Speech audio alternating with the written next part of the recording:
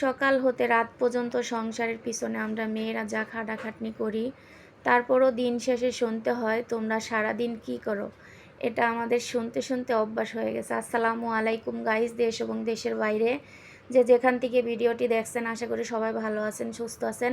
পরিবার নিয়ে আলহামদুলিল্লাহ আমিও বেশ ভালো আছি। তো সকাল সকাল দেখো রান্না বান্না গোছগাছ করে এখন রান্নাটা করে নিচ্ছি। আজকে রান্না করব লাউ শাক দিয়ে শিং মাছ। তো শিং মাছগুলো কিন্তু আমি অনেক সুন্দর মতো পরিষ্কার করে নিই খুব সহজেই পেঁপে পাতা দিয়ে।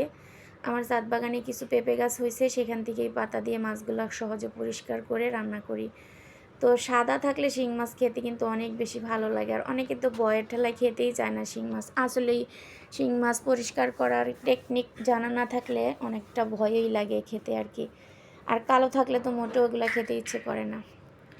তারপরে এই তো লাউটা ডোগাগুলো আগে কষিয়ে মাছের সাথে তারপরে লাউ শাকটা দিয়ে দিলাম, কারণ শাক বেশি সিদ্ধ করলে লাল হয়ে যায়, দেখতে ভালো লাগে না। আর এখানে আমি চিংড়ি মাছ দিয়ে আলু দিয়ে বটবড়ি ভাজি করে নিচ্ছিলাম। এই ভাজিটা আমার অনেক বেশি পছন্দ, কিন্তু চুলাতে জাল কম থাকার কারণে ভাজিটা লাল লাল হয়ে গেছে, দেখতে একদমই ভালো লাগতেছে না।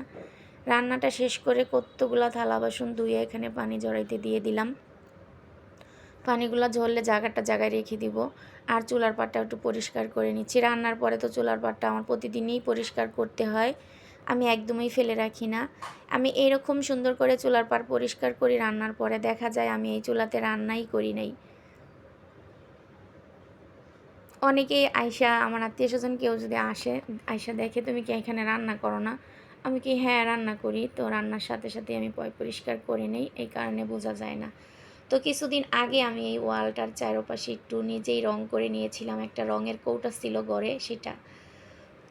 আর ওয়াল কালারটা আমি নিজেই এখানে করে রাখছি, সুন্দর করে নিয়েছি। তো তোমাদের ভাইয়া বলছে যে আগুন দিয়ে পুড়ে যাবে, এটা নিও না।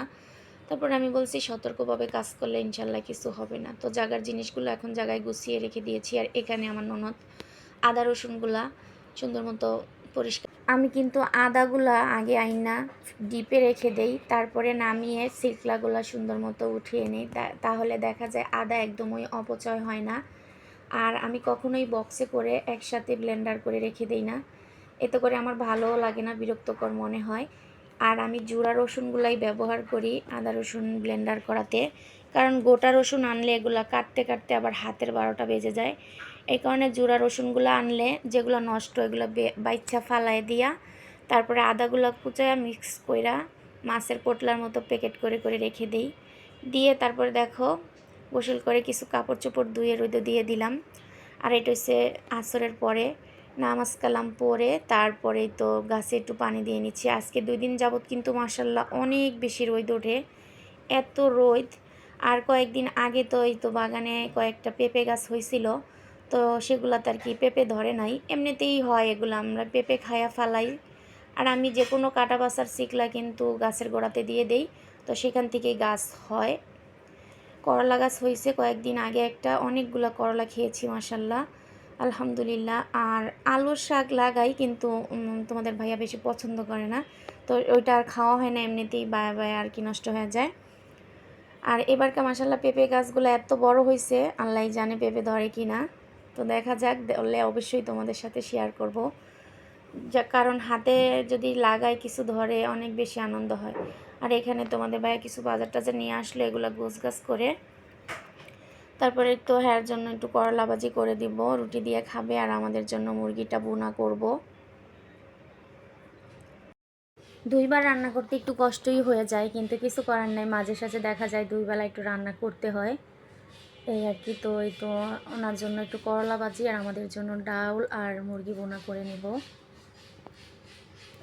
তো আমার রাস্তার সাইডে বাসা আর কি, অনেক সময় ভয়েস করার সময় দেখা যায় আউট কোনো সাউন্ড চলে আসে, তোমরা আবার কিছু মনে করো না ভাইয়ারা, আপুরা একটু মানিয়ে নিও। আর এখানে দেখো কষানির ভিতরে আজকে মশলাটা অ্যাড করে নিলাম। এক এক সময় দেখা যায় এক এক রকম করে রান্না করে দেখি কোন দিন রান্নাটা আর কি কীরকম মজা হয়। তো আমি কিন্তু দেখা যায় বাটা মশলাটা সবসময় কষানির হয়ে যায় এমন টাইমে দেই, তাইলে দেখা যায় গ্রানটা একটু বেশি ভালো থাকে।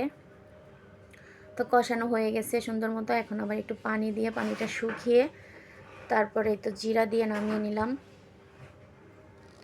তো রাতের জন্য রান্নাটা হয়ে গেছে।